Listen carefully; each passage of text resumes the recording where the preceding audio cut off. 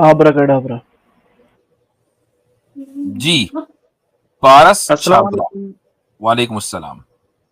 مفتی صاحب، میں آپ کا بہت بڑا فین ہوں. میں 2 سال پہلے بھی ایک میرا سوال لے کے آپ کے سامنے آیا تھا. تب بھی آپ نے میری بہت ہیلپ کی تھی. آج پھر اور ایک سوال ہے. میں ایک پہلے نان مسلم تھا، ابھی میں مسلم ہو گیا ہوں 5-6 سال سے ماشاء اللہ. الحمدللہ.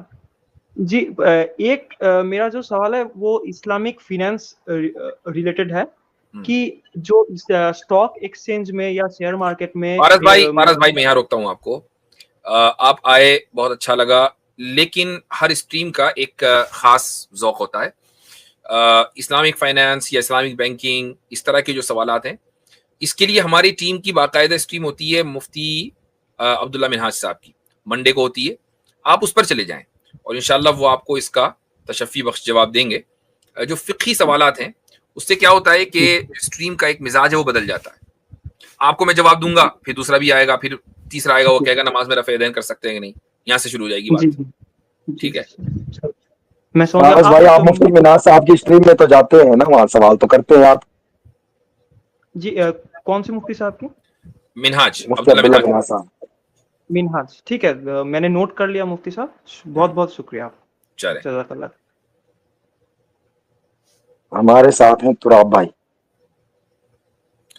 ابو تراب بھی ہیں اور تراب بھی ہیں. السلام علیکم رحمۃ اللہ. وعلیکم السلام. شیخ صاحب معاملہ گڑبڑا رہا ہے.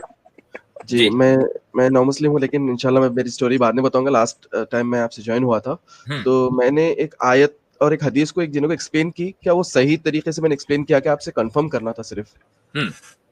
ایک سورہ ہود کی آیت ہے، آیت نمبر 7، جس کے اندر آیت میں آیا ہے کہ اللہ سبحانہ تعالیٰ کا عرش پانی پر تھا. کان عرشہ علی الماء. جی. اور ویسے ایک حدیث ہے صحیح مسلم کی 2813. مسلم 2813. تو جی میرا ایک دوست ہے اویناش، جو میرا کلاس میٹ ہے، مطلب میرا بچپن کا ساتھی ہے. تو وہ میرے پاس یہ دو لے کر آیا، آ کے کہنے لگا کہ دیکھو صحیح مسلم میں جو حدیث ہے اس میں شیطان کا عرش جو ہے پانی پر ہے، اور لہٰذا جو خدا ہے وہی شیطان نے یہ کہہ دیا ہوگا اس نے، ہے نا؟ اس طریقے سے کہا. تو میں نے اس کو ایکسپلین کیا. حدیث میں بتایا کہ میں نے دیکھ یہاں پر بحر لکھا ہوا ہے، اس کا معنی ہوتا ہے سمندر، اور یہاں پر اللہ کا جو عرش تھا وہ پانی پر ہے. تو دونوں سیم نہیں ہے، وہ سمندر ہے اور یہ بنانے کے بعد ہے. اس طریقے سے میں نے ایکسپلین کیا. غلط. کیا میں نے صحیح کیا؟ غلط. جی. وَكَانَ عَرْشُهُ عَلَى الْمَاءِ. جی اس کا عرش پانی پر تھا. جی. چلیں اس آیت کو بھی کھول لیتے ہیں اور اس آیت کا پورا کانٹیکسٹ جو ہے وہ آپ کے سامنے آ جائے گا انشاءاللہ. اچھا جی، تو یہ سورہ 12ویں پارے میں بالکل شروع میں ہے. ٹھیک ہے. اللہ تعالیٰ فرماتا ہے کہ هُوَ الَّذِي خَلَقَ السَّمَاوَاتِ وَالْأَرْضَ فِي 6 أَيَّامٍ، کہ وہی ذات ہے کہ جس نے آسمانوں اور زمینوں کو 6 دن میں پیدا کیا. وَكَانَ عَرْشُهُ عَلَى الْمَاءِ لِيَبْلُوَكُمْ أَيُّكُمْ أَحْسَنُ عَمَلًا، اور اس کا عرش پانی پر تھا. اور کیوں تخلیق کیا؟ تاکہ وہ تمہارا امتحان لے کہ تم میں بہتر کام کرنے والا، اچھا عمل کرنے والا کون ہے. تو یہاں سوال یہ ہوتا ہے کہ آسمان اور زمین کو پیدا کرنے کے بعد، جب آسمان اور زمین پیدا ہو گیا تو پانی بھی آ گیا ہے نا، پانی بھی موجود ہے اب.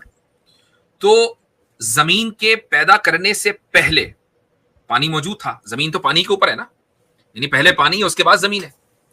تو جب زمین نہیں بنی تھی تو خدا کا جو اقتدار تھا وہ کس چیز کے اوپر تھا؟ پانی ہی تھا. تو خدا کا اقتدار پانی کے اوپر تھا. زمین بن گئی تو خدا کا اقتدار پانی کے اوپر بھی ہے، اور خدا کا جو حکم اور اقتدار چل رہا ہے وہ زمین کے اوپر بھی ہے. جب تک زمین نہیں بنے گی، جب کوئی چیز موجود نہیں ہوگی، تو خدا کا جو اقتدار ہے اس پر بھی نہیں ہوگا. یہ ہے عرش علی الماء کا مطلب. یہ نہیں ہے کہ اس کا عرش کہیں پانی کے اوپر رکھا ہوا تیر رہا ہے، وہ بہت بڑی شپ میں بیٹھا ہوا ہے اعوذ باللہ، ایسا نہیں ہے. ٹھیک ہے. تو یہ تو ہوا اس آیت کا مطلب.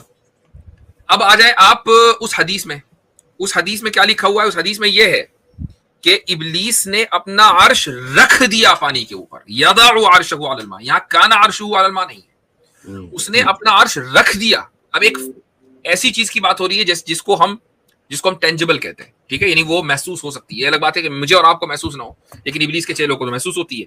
اس نے اپنا عرش پانی پر رکھ دیا. اب وہ ثم يبعث سراياه فادناهم منه منزلة اعظمهم فتنة، پھر وہ اپنی جو بٹالینز ہے وہ ادھر ادھر بھیجتا ہے.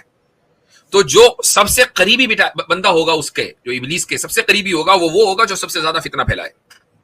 تو یہاں اس سمندر کے پانی پر عرش کے رکھے جانے کی بات ہو رہی ہے، اور آیت میں پانی کے اوپر خدا کی اقتدار کی بات ہو رہی ہے. جی دونوں میں کوئی کانٹرڈکشن نہیں ہے. جی. نہیں، وہ یہ ثابت کرنے کی کوشش کر رہا تھا کہ شیطان ہی تمہارا رب ہے اس طریقے سے. تو میں نے اس کو بتایا کہ یہ دونوں الگ الگ چیزیں ہیں. اس طریقے سے میں نے اس کو explain اچھا کیا. آئرنی دیکھیں، شیطانی تمہارا رب ہے، اور یہ تو کہہ دیا اس نے، اور جی. سوچ رہا ہوگا میں نے کیا تیر مار لیا، ناسا کے سائنٹسٹ نے کوئی ڈسکوری نہیں کی جو میں نے کر دی، اور ہم دن رات شیطان کے اوپر لعنتیں بھیج رہے ہیں. بالکل. تو بھائی یہ کیسا دین ہے؟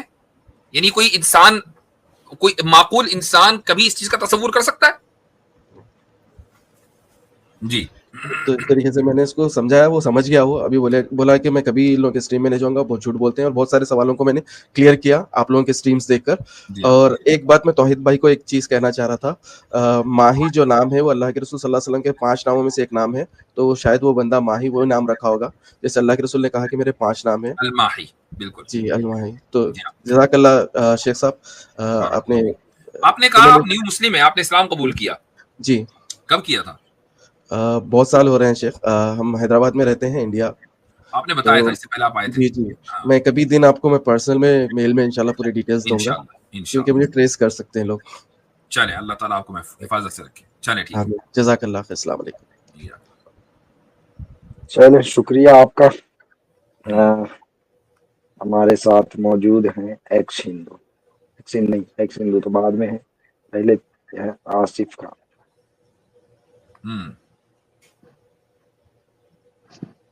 السلام علیکم حضرت. وعلیکم السلام ورحمۃ اللہ. جی حضرت، میرا ایک سوال تھا کہ اللہ نے قرآن میں فرمایا ہے کہ اللہ ظالموں کو ہدایت نہیں دیتا ہے، لیکن تاریخ میں بہت سے ایسے ظالمین گزرے ہیں جو ہدایت یافتہ ہوئے. تو اس قرآن کی آیات سے کیا مراد ہے؟ آیت کا واضح مطلب یہ ہے کہ وہ شخص جو اپنے ظلم کو پر برقرار رہتا ہو، ظلم کو ہمیشہ صحیح سمجھتا ہو، تو اللہ تعالیٰ اس کو ہدایت نہیں دے گا. لیکن بعض مرتبہ ظالم اپنے ظلم کو ظلم سمجھ کر پیچھے ہٹنا چاہتا ہے، اس کا دل پسیج جاتا ہے، نرم ہو جاتا ہے، تو اللہ تعالیٰ اس کے لیے ہدایت کے دروازے کھول دیتا ہے. ہدایت یقیناً اللہ تعالیٰ کی طرف سے ملتی ہے، لیکن اس کے جو اسباب ہیں وہ انسان کی طرف سے آتے ہیں. مثلا فرعون بڑا ظالم تھا، کیا اللہ تعالیٰ نے اس کو ہدایت دی؟ نہیں دی. کیوں؟ چونکہ اس ہدایت کو حاصل کرنے کے جو اسباب تھے وہ ان اسباب پر فرعون نے عمل نہیں کیا. کسی دن تو ہمبلنس دکھاتا، کسی دن تو اقرار کرتا کہ ہاں یار بات تو صحیح ہے حضرت موسیٰ علیہ الصلوۃ والسلام کی، تو شاید اس کو ہدایت مل جاتی. لیکن ایسے بہت سے ظالم ہیں کہ جنہوں نے کبھی آ کر اقرار کیا اور اعتراف کیا. اور رسول اکرم صلی اللہ علیہ وسلم کی زمانے میں کتنے ہی مشرکین نے اسلام قبول کیا، تو جب تک اسلام قبول نہیں کیا تھا یہ سارے کے سارے ظالم ہی تو تھے کہ جو اپنے اوپر بھی ظلم کر رہے تھے، سوسائٹی کے اوپر بھی ظلم کر رہے تھے، اور خدا کے ساتھ بھی ناانصافی کر رہے تھے اس کے ساتھ شریک ٹھہرا کر مکہ میں. لیکن کتنوں ہی کو اللہ تعالیٰ نے اسلام میں داخل کیا اور ان کو ہدایت دی. حضرت عمر ابن الخطاب کا واقعہ سن لیجئے. حضرت عمر ابن الخطاب اسلام لانے سے پہلے کیا آپ کو لگتا ہے کہ وہ صحابی تھے؟ نہیں، اسلام لانے سے پہلے صحابی کا تھے، وہ بھی شرک کر رہے تھے. وہ تو رسول اکرم صلی اللہ علیہ وسلم کو شہید کرنے کے لیے نکلے تھے نا. ان سے بڑا اگر وہ کر دیتے تو ان سے بڑا ظالم تو کوئی نہیں ہوتا نا، سب سے بڑا ظالم تو وہی تھے پھر اگر وہ کر دیتے. لیکن راستہ بدلا، اور راستہ بدل کر وہ اپنی بہن کے یہاں پہنچ گئے، اور بہن اور بہنوئی جو تلاوت کر رہے تھے اس کو سنا. پہلے تو خوب مارا، اس کے بعد پھر زمین نے جھنجھوڑا کہ یار بات تو صحیح ہے جو لکھی ہوئی ہے، چلو میں بھی دیکھتا ہوں. یہ جو زمین نے جھنجھوڑا اور اس انسان کے اندر نرمی آئی اور اس نے اس بات کا اعتراف کیا کہ ہاں یہ بات جو لکھی ہوئی ہے تو بالکل سچ ہے، اس میں میں کیوں اس کے خلاف ہوں. تو دیکھیے اسباب کو حضرت عمر رضی اللہ عنہ نے اسباب پر عمل کیا، اللہ تعالیٰ نے ہدایت دی. اگلے دن وہیں اسی دن اسلام میں داخل تھے وہ. تو ظالم کو اللہ تعالیٰ ہدایت نہیں دیتا، وہ ظالم کے جو ہدایت کے اسباب پر عمل نہ کرے.